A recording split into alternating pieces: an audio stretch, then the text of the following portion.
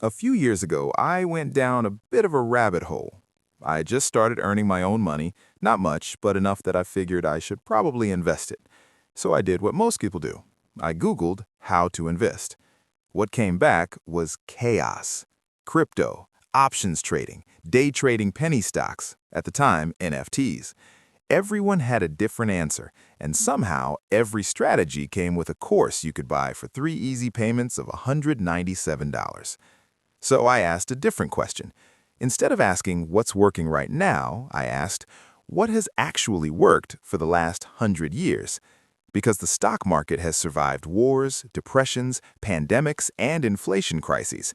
And when you look at the data across all that time, something surprising appears.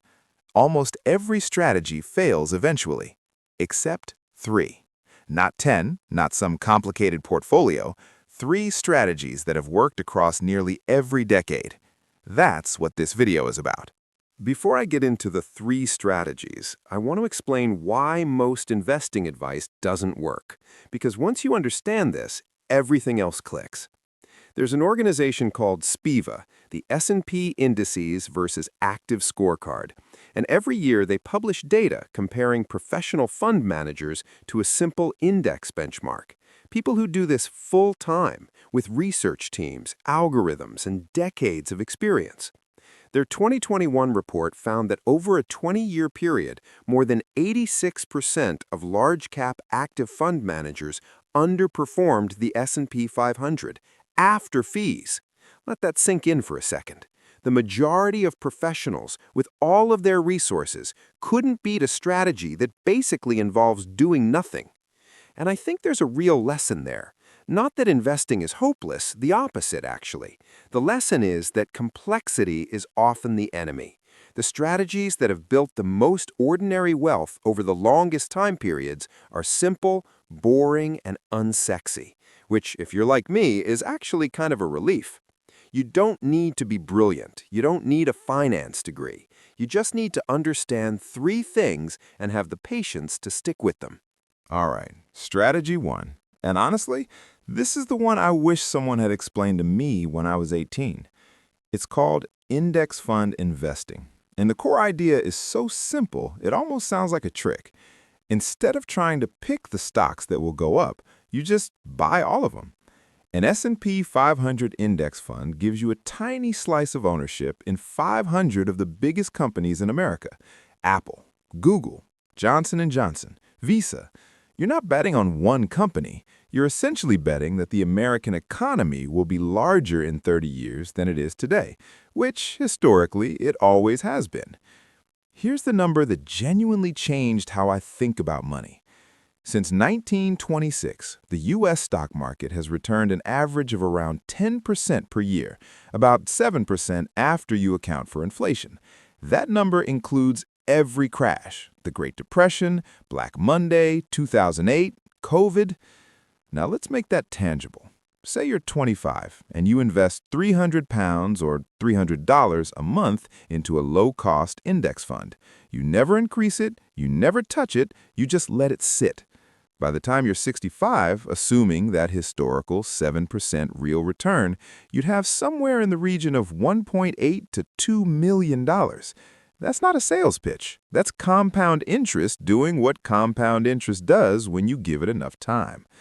The 3 things that make this work: low fees, look for funds with expense ratios under 0.1%, things like VOO, FXAIX, or if you're in the UK, VUSA.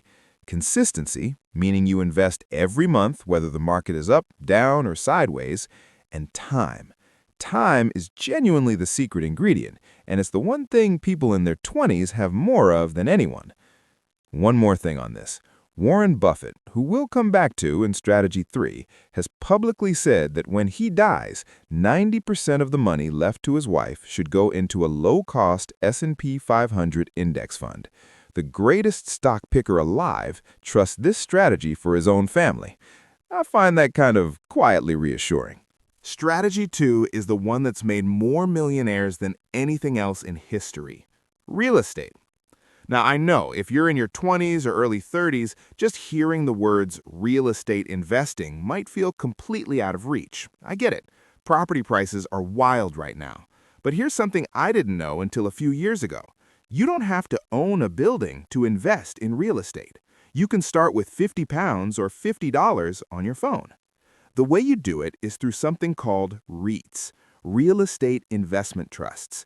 These are companies that own income-producing properties, apartment complexes, shopping centers, data centers, hospitals, and they trade on the stock market, just like regular shares. The interesting quirk about REITs is that they're legally required to distribute at least 90% of their taxable income to shareholders as dividends. So you're getting rental income, effectively, without being a landlord, without fixing anyone's boiler at 11 p.m. on a Tuesday. The data on REITs is genuinely impressive. The FTSE Nareit All Equity REITs Index has returned around 11.4% per year on average since 1972. That's actually slightly ahead of the S&P 500 over the same period. And there's an inflation angle here that I think is underappreciated. When inflation rises, rents tend to rise, property values tend to rise. So real estate has historically been one of the better places to be when your cash is losing purchasing power, unlike bonds, which get crushed by inflation. If you do eventually want to own physical property, and I think for most people that's still a worthwhile goal, the long-term numbers are hard to argue with. The U.S. median home price in the early 1960s was around $18,000. Today, it's over $400,000. That's not a get-rich-quick story. That's just time and real assets doing their thing. Practical starting point? ETFs like VNQ, SCHH, or Realty, income ticker symbol O, which is literally just the letter O, give you diversified REIT exposure with very little capital. As your income grows, you can look at physical property, house hacking, and so on, but you don't need to start there. Strategy 3 is the one with the most famous practitioner in history. It's called value investing, and it was invented by a Columbia University professor named Benjamin Graham in the 1930s, popularized by his student Warren Buffett, and it has produced some of the greatest wealth accumulation in the history of capitalism.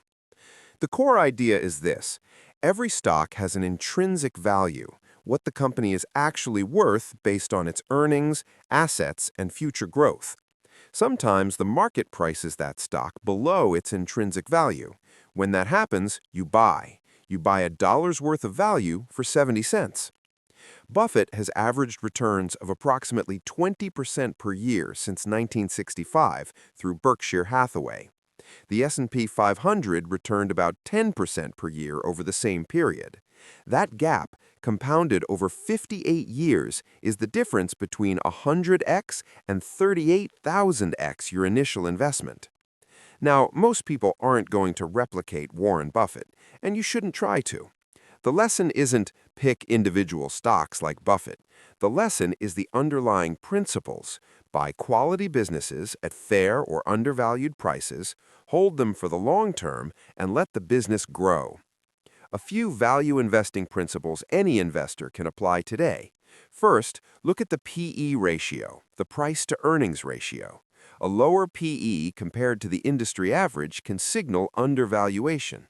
Second, focus on companies with strong free cash flow. That's the money left after the business pays its bills. Third, avoid companies drowning in debt. A debt-to-equity ratio above 2 is a red flag in most industries. You don't need to run a hedge fund to apply these ideas. ETFs like VTV, the Vanguard Value ETF, or DFDVX give you exposure to value-screened stocks without picking individual companies. You get the philosophy in a diversified package. And here's the beautiful intersection. Many of the companies in value ETFs overlap significantly with S&P 500 index funds, so strategies 1 and 3 naturally complement each other. So here's the bit I find most satisfying: how these three strategies actually complement each other. Index fund investing is your foundation. Broad exposure, minimal cost, maximum diversification. You're essentially owning a slice of the entire economy and trusting that over long periods, economies grow. History says they do. Real estate is your anchor. It's a hard, physical asset that generates income, holds value against inflation, and behaves differently to stocks. So when markets are panicking, your property doesn't suddenly disappear. It smooths out the ride. And value investing, even if you never buy a single individual stock, gives you a framework for thinking about money clearly. It teaches you to ask, what is this actually worth, rather than what is everyone else excited about?